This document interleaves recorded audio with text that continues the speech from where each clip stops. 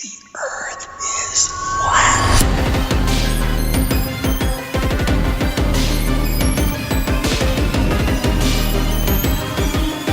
And that's the only pole on the other side of the South Pole from Little Mark.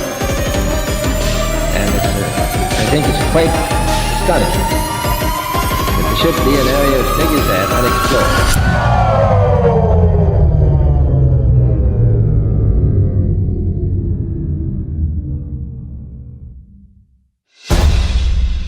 Hi, welcome back to my channel, The World History Official. This time, I will show you 12 my favorite flat earth proof. I am sure the globe heads will be speechless.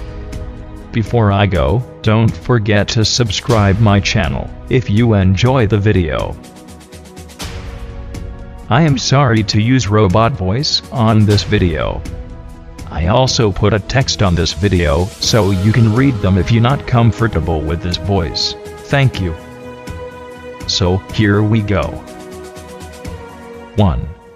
Analysis of many interior videos from the International Space Station have shown the use of camera tricks such as green screens, harnesses and even wildly permed hair to achieve a zero-gravity type effect. Footage of astronauts seemingly floating in the zero gravity of their space station is indistinguishable from Vomit Comet Zero-G airplane footage. By flying parabolic maneuvers, this zero-G floating effect can be achieved over and over again, then edited together. For longer uncut shots, NASA has been caught using simple wires and green screen technology.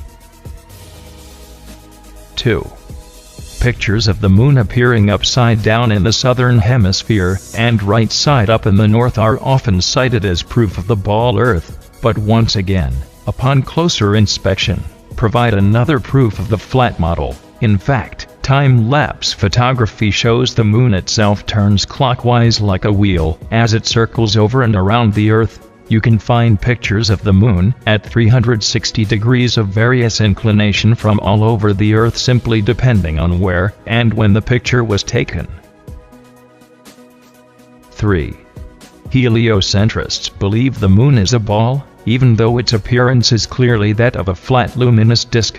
We only ever see the same one face, albeit at various inclinations of the moon, yet it is claimed that there is another dark side of the moon which remains hidden. NASA states the moon spins opposite the spin of the Earth, in such a perfectly synchronized way, that the motions cancel each other out, so we will conveniently never be able to observe the supposed dark side of the moon outside of their terrible fake CGI images. The fact of the matter is, however, if the moon were a sphere, observers in Antarctica would see a different face from those at the equator, yet they do not, just the same flat face rotated at various degrees. 4. Another favorite proof of ball earthers is the appearance from an observer on shore of ships' hulls being obfuscated by the water and disappearing from view when sailing away towards the horizon. Their claim is that ships' hulls disappear before their mastheads because the ship is beginning its declination around the convex curvature of the ball Earth. Once again, however, their hasty conclusion is drawn from a faulty premise, namely that only on a ball Earth could this phenomenon occur. The fact of the matter is that the law of perspective on plane surfaces dictates and necessitates the exact same occurrence. For example, a girl wearing a dress walking away towards the horizon will appear to sink into the Earth the farther away she walks. Her feet will disappear from view first, and the distance between the ground and the bottom of her dress will gradually diminish until after about half a mile it seems like her dress is touching the ground as she walks on invisible legs. Such is the case on plane surfaces. The lowest parts of objects receding from a given point of observation necessarily disappear before the highest. 5. Many people think that modern astronomy's ability to accurately predict lunar and solar eclipses is a result and proof positive of the heliocentric theory of the universe. The fact of the matter, however, is that eclipses have been accurately predicted by cultures worldwide for thousands of years, before the heliocentric ball Earth was even a glimmer in Copernicus' imagination. Ptolemy in the 1st century AD accurately predicted eclipses for 600 years on the basis of a flat, stationary Earth. with equal precision as anyone living today. All the way back in 600 BC, Thales accurately predicted an eclipse which ended the war between the Medes and Lydians. Eclipses happen regularly with precision in 18-year cycles, so regardless of geocentric or heliocentric, flat, or globe Earth cosmologies, eclipses can be accurately calculated independent of such factors. 6. NASA and modern astronomy maintain that the Moon is a solid, spherical, Earth-like habitation which man has actually flown to and set foot on. They claim the Moon is a non-luminescent planetoid which receives and reflects all its light from the Sun. The reality is, however, that the Moon is observably not a solid body. It is clearly circular, but not spherical, and not in any way an Earth-like planetoid which humans could set foot on. In fact, the Moon has been proven largely transparent and completely self-luminescent, shining with its own unique light. 7. NASA and modern astronomy say Polaris, the North Pole star, is somewhere between 323–434 light-years, or about 2 quadrillion miles, away from us. Firstly, note that is between 1,938,000,000,000,000–2 quadrillion–604,000,000,000 miles, making a difference of 666 trillion, over 600 trillion miles. If modern astronomy cannot even agree on the distance to stars within hundreds of trillions of miles, perhaps their science is flawed and their theory needs re-examining. However, even granting them their obscurely distant stars, it is impossible for heliocentrists to explain how Polaris manages to always remain perfectly aligned straight above the North Pole throughout Earth's various alleged tilting, wobbling, rotating, and revolving motions. 8.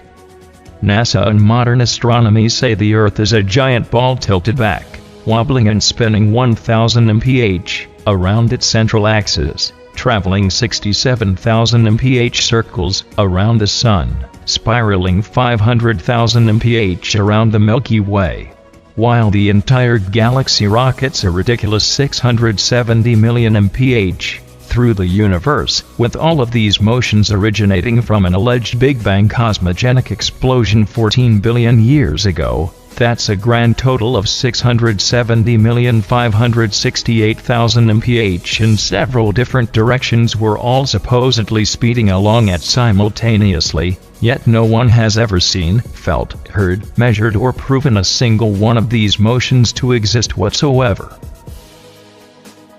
9. Anyone can prove the sea horizon perfectly straight, and the entire Earth perfectly flat using nothing more than a level, tripods, and a wooden plank. At any altitude above sea level, simply fix a 6–12-foot-long, smooth, leveled board edgewise upon tripods, and observe the skyline from eye level behind it. The distant horizon will always align perfectly parallel with the upper edge of the board. Furthermore, if you move in a half circle from one end of the board to the other whilst observing the skyline over the upper edge, you will be able to trace a clear, flat 10–20 miles depending on your altitude. This would be impossible if the Earth were a globe 25,000 miles in circumference. The horizon would align over the center of the board, but then gradually, noticeably decline towards the extremities. Just 10 miles on each side would necessitate an easily visible curvature of 66.6 feet from each end to the center. 10. It is often possible to see the Chicago skyline from sea level 60 miles away across Lake Michigan. In 2015, after photographer Joshua Nowicki photographed this phenomenon, several news channels quickly claimed his picture to be a superior mirage, an atmospheric anomaly caused by temperature inversion. While these certainly do occur, the skyline in question was facing right side up and clearly seen, unlike a hazy illusory mirage, and on a ball Earth 25,000 miles in circumference should be 2,400 feet below the horizon. 11.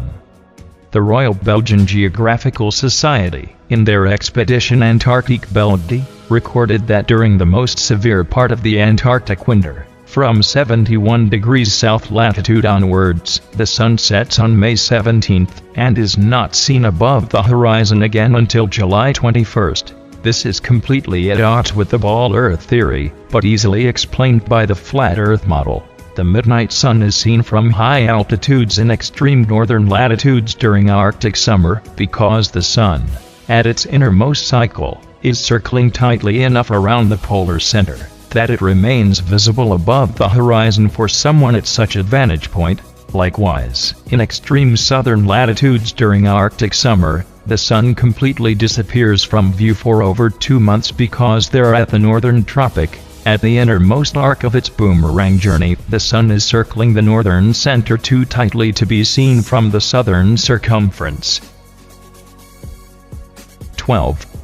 At places of comparable latitude north and south, dawn and dusk happen very differently than they would on a spinning ball, but precisely how they should on a flat Earth. In the north, dawn and dusk come slowly and last far longer than in the south, where they come and go very quickly. Certain places in the north, twilight can last for over an hour, while at comparable southern latitudes, within a few minutes the sunlight completely disappears. This is inexplicable on a uniformly spinning, wobbling ball Earth, but is exactly what is expected on a flat Earth, with the sun traveling faster, wider circles over the south, and slower, narrower circles over the north.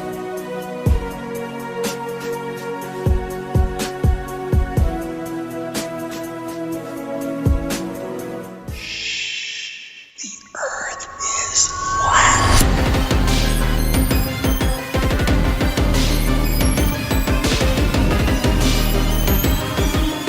And that's beyond the pole on the other side of the slope from Little Mark.